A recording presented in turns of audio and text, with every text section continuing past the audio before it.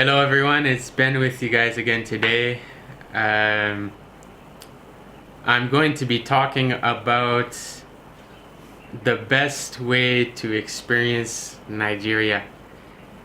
And I know when we come as foreigners, outsiders, we want to quickly learn Nigeria, get to know the people, get to figure out what really is Nigeria and what are the people like. And sometimes this can be challenging. We don't know where to start. We don't know how to go about, which places to visit, and such and such. So I just want to talk about what are the best ways to visit Nigeria, in my opinion. Before we do that, I just want to start off that it's always better to walk or to take a motorcycle and travel through Nigeria. I've been to many different parts of Nigeria, in the north, in the south, in Igbo land, Yoruba land, in the north with Hausa land. And by far the times that I've experienced Nigeria the most are when I'm walking through the villages or taking a motorcycle if walking is not an option. People can get tempted to be in cars and then they're in the backseat of a car and just driving down through the streets with their windows up. But let's say you have to drive in a car, it would be best if you roll down the windows and you can just experience the environment, experience the people, and get a sense of the culture more than just keeping the windows rolled up and cruising through the different villages. But yeah, let us get started. I have 5, and I hope they help you to better experience Nigeria. Number 1, I have to say this, is to be open to try new things. And that goes for anywhere you're traveling in the world. If you're not open to trying new things, you're not going to live your experiences out to their fullness if you're not open to trying new things. And this kind of goes without saying, but you'd be surprised how many people come to a new country, they stick to their old food, they stick to their old ways, what they know, they don't want to go out of their comfort zone. So it can be a big problem going out of your comfort zone, taking those risks, and stepping out. So that would probably be the number 1. If you do this and you don't do the rest of the 4 other points that I have, you'll be off to a good start and you'll still experience Nigeria. But be willing to try new things, be willing to be laughed at, be willing to be looked at, to be seen as odd. But at the end of the day, you'll enjoy it because you're experiencing what you can to its fullness. Now, number 2, I want to get into some places you can experience Nigeria. It would definitely be at a football match or some sort of dancing competition. And if we were to name the number 1 sport in Nigeria, it would definitely be football, or as we call it, soccer. And then dancing is just such a part of the culture that if you go to these events, you'll be able to experience the culture more in your life. I mean, if you go to a football match, even if it's a local one in some sort of village, you'll get to experience the dynamics of the match. Any sort of dance competition. I mean, the other day I was watching some children dance, and you can just see how the rest of the Nigerian were just looking at the children, cheering them on, taking pride on how they dance, and you can see the different dance moves from the famous artists and such. So it's a great place to experience Nigeria, experience some of the culture, and just get to know the people more and the culture.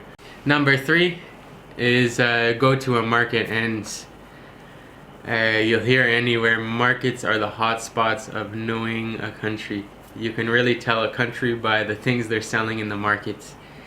And you can tell the people by what they're buying, what they're eating, what they're selling in the markets. The market is a hub of activity, of life, of everything. And it's a great place to experience bartering. Nigerians love bartering, so it's a great place to experience that. It's also a great experience to just walk through, see the different sights, smell the different smells. It'd be good to go with a colleague, someone that you know who's Nigerian, to take you through some of these markets, because they can get big, they can get complicated, and you can get lost in them. They'll be able to direct you on the areas to go and the areas not to go. There's some certain safety precautions that you should take, especially with holding cash, but don't let that scare you into going to the markets. That's the number one place you'll be able to see the cultures, see the foods, get the atmosphere of the village you're in. And yeah, it's just a fun experience. You'll come home tired, you'll come home sweaty, but you'll come home with a new sense of Nigeria and the people you're with. Number 4 is to visit people's houses. And it's such a great way to grow personally with someone, and then also to experience what it's really like through the day-to-day life of many Nigerians.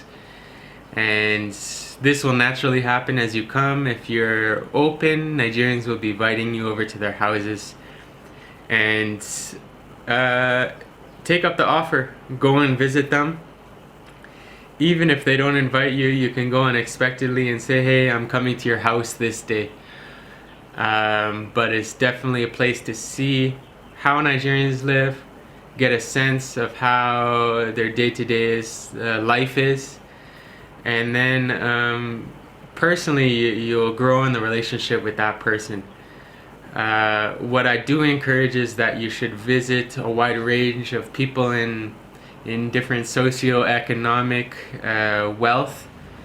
If you come to Nigeria, especially if you're working in some sort of company, you might associate more with those on the higher end of Nigerian society, those who are more wealthy, and then end up going just to their houses. But if you're able to visit a wide range of those people, from the poorer end up to the wealthy, you'll get a sense of, okay, how are the poor living, then also how the wealthy are living, the gaps in between them, their struggles, their passions, those things they wake up every morning to do, and those things they look forward to throughout their day.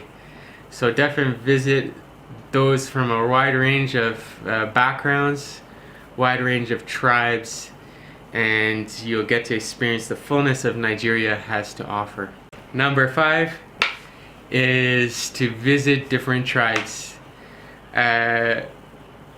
From the outside, from the West, we see Nigeria as one country with one culture, but as we know, as you spend time living here, you'll get to very quickly discern that there are major gaps between the various tribes.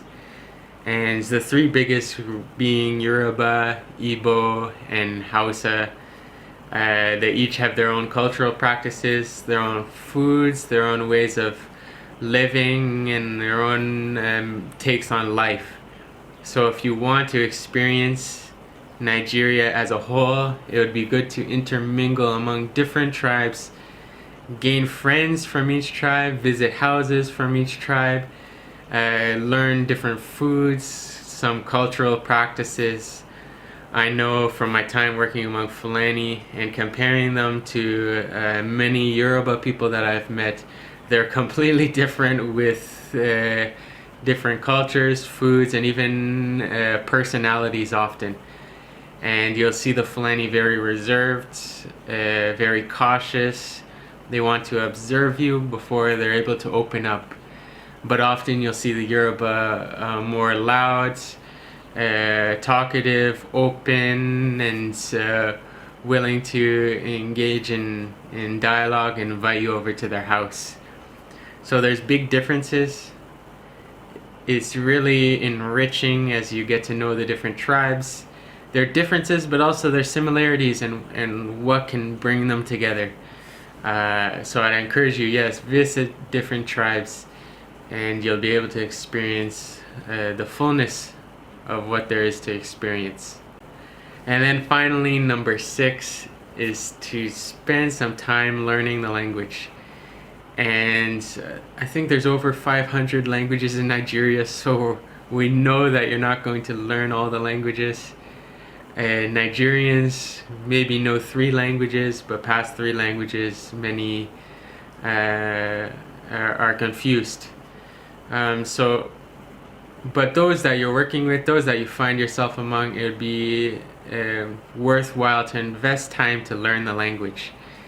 And if you're in a Hausa area, try and learn some Hausa greetings, learn some basic communication, and you'll see that Nigerians just open up to you and they're willing to share more things with you and willing to invite you over to more things and just make you feel more as one of their own.